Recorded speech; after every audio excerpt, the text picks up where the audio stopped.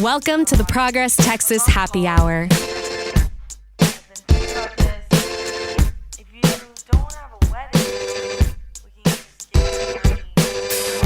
Okay, everybody, welcome back to the Progress Texas Happy Hour. I'm Communications Director Chris Mosier as we continue our tour through the Democratic candidates on the primary ballot for 2026.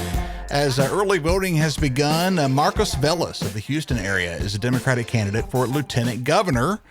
Professional experience closely tied to unions. Marcus, it's great to have you, and I'd like to have you tell your story. Give us a quick personal introduction, your background, and why you're running. Sure. My name is Marcos Vélez. Grew up just outside of Houston, Pasadena. Went to work in the oil industry after high school and got really actively involved in organized labor union at the job site. My mother was a member of that labor union. That was actually the job that lifted her out of poverty into the middle class. And so already understood some of the things the union did, but really for me, it hit home from a health and safety perspective. The advocacy that the union provides to keep industrial workers safe, second to none.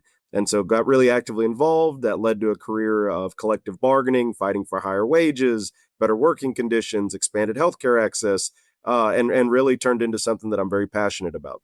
Very, very cool. So unions and working people, I think for very good reason, have very much been the focus of this particular political season. It seems like, from various candidates for different offices, really kind of on both sides of the aisle, but the Democrats definitely very much focused on the cost of living and just all those different factors that affect working Texans, and all happening at a point of growing economic uncertainty. So all that makes sense. As we start up here, give us your view on the current state of affairs for working Texans and the reasons in your mind of why things are the way they are and how they could be better. So when you look, yes, a lot of Democratic politicians are talking about kitchen table issues, but they talk about them every election cycle. They're all repeating the same tired stump lines because they understand that working people are in a difficult place right now. As a union man, as someone running for office, I find it frustrating because the same things that we fight for every single day, these politicians come around and they make promises that they're going to improve the situation. And we do not see that uplift. We don't see that improvement. Perfect example, the union job that I took after high school, that was a plant that once had over 1,000 people working within the facility. You're looking at somewhere in the neighborhood of about maybe 70 people between hourly, salary, contractors, all within that one facility.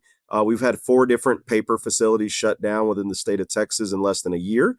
And so when you talk about conditions, I have friends that have been sitting on a layoff list for over 6 months. We have kids that are coming out of college with student debt they couldn't pay off in 3 lifetimes, and they're moving into entry-level jobs where us coming out of high school, in the early 2000s with high school diplomas, there were 6-figure jobs available. And so I think when you look at working class people, our frustration centers around the fact that the economy has left us behind.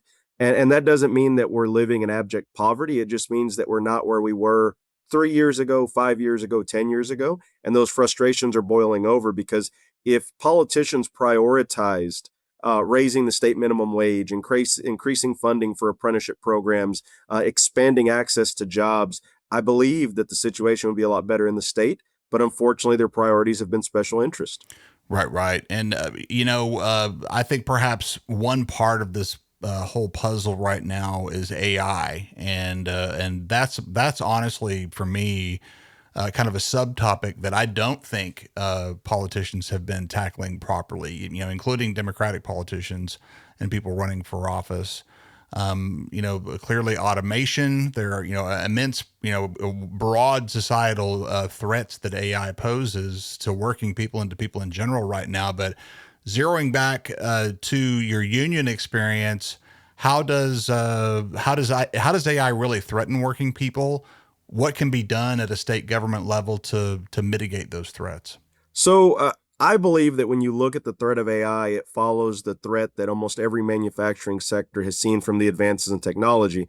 We can't put our head in the sand and ignore the advancements of technology, but we do have to put safeguards in place to protect workers. And so if you look at AI, they're bringing these AI data centers in, they're destroying soil that we could grow crops on, they're destroying the groundwater situation.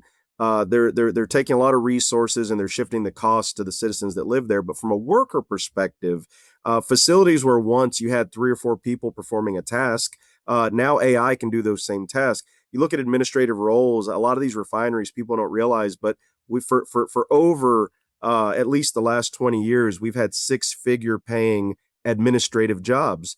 Men and women can do these jobs, but they're primarily dominated by women. And they come in and do administrative functions like payroll, scheduling, overtime callouts.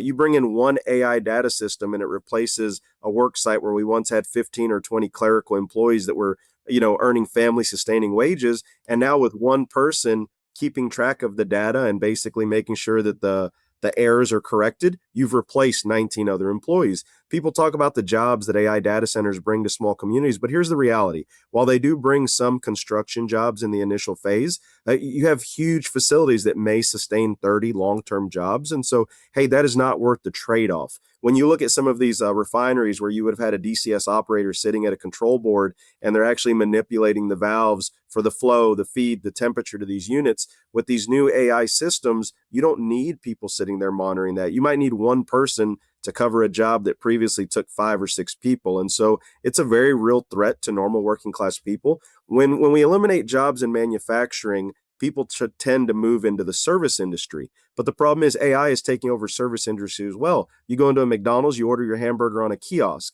And so if you can't work in the manufacturing sector and you can't work in the service sector, where are you going to work in a state with little to no safety nets? Right. Absolutely. And, the fact of the matter is under Republican rule, it's pretty much about business. It's about dollars.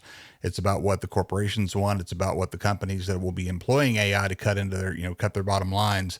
It's really about what they want. And so that's part of the reason that we could really use, very baseline change in state government in Texas.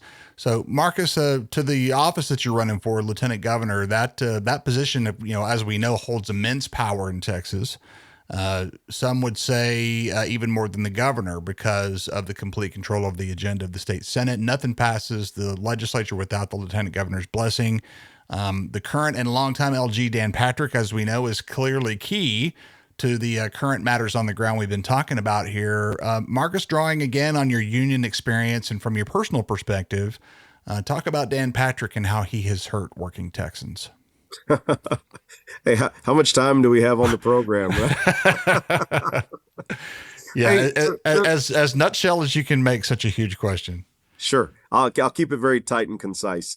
Look, Dan Patrick has focused on culture war issues instead of focusing on issues that would raise wages, better fund schools, increase healthcare access. We have the 8th largest economy in the world, and every single time a piece of legislation makes it to the Texas Senate that could raise wages, that could better fund our schools, that could increase funding for apprenticeship programs, which he has the power to do that himself.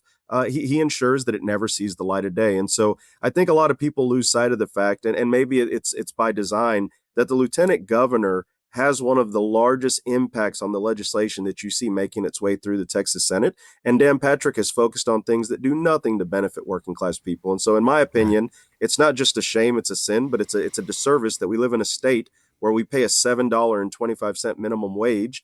It's not even close to a family sustaining wage. And then we tell people to pull themselves up by their bootstraps, but the situation's gotten so bad out there, they don't even have boots. And so I think that Dan Patrick has never focused on legislation that benefits working class people, but even more so, he focuses on legislation that only appeals to him. He is elected by the people. He should serve the people. And so you saw that spat that they had over THC. Yeah. He's always interjecting his own personal religious beliefs, even though there should be a separation of church and state. And so I'm just going to put a fork in it right there because I'm getting ready to go off on a long rant. But I'm very frustrated at the workings of the Texas Senate right now. Understandable, and you're sure not alone in that sentiment. So, and back to unions, and that's that to me is such an important factor in this particular election, and you've got such deep experience there. Central to the conversation about unions lately has been the fact that in many cases they've been swinging to the right. Yes, sir. For example, the Teamsters have endorsed Governor Abbott this time around, and a wide range of Republicans, while at the same time the Texas AFL-CIO has done the same on the opposite side, endorsing a wide range of Democratic candidates. Give us your view on how unions who used to be, in our parents' time, were pretty much synonymous with the Democratic Party. How and why have they been lately leaning more conservative, and what needs to happen in government to bring them back to the Democratic side of things? People get very angry when I answer this question, but I can only be me. I have to be honest. Sure. I do not believe that working people left the Democratic Party. I believe the Democratic Party forgot about working people, and that's why they're breaking their necks to try to seem like they're relatable. But as someone that's running for office as a normal blue collar person, I don't believe the Democratic Party was ever intended to be a millionaires club. And so when you look at the Republican candidates, and some people might throw up in their mouth when I say this, look at a guy like George Bush, right? You don't have to like his policies. You don't have to like his what he did. But when you look at George Bush and you compare him to some of the more charismatic Democratic candidates, a guy that works on a shop floor looks at George Bush and they say, you know what? I could drink a beer with that guy. He reminds me of my grandpa. He may not be the most well-spoken man, but I understand what he's saying. And the Democrats on the other side of the equation have drifted further and further away from talking about these kitchen table issues, and they focus on things that don't put money in people's pockets. I believe that all of those social issues are extremely important, but I believe we live in a society where there's a hierarchy of needs, and I've seen time and time again, if you cannot pay your light bill, then you could care less about any of those social issues. You're worried about shelter, food, clothing, and then we worry about the social issues. And the Democratic Party, and not all by fault of their own, because it's a very harsh environment for Democrats in the state of Texas, but they focus on issues that do not raise people's wages. They talk about them and they don't deliver. They focus on issues that don't bring jobs. We can't lose sight of the fact that even though it was Republican legislation, Bill Clinton did sign NAFTA.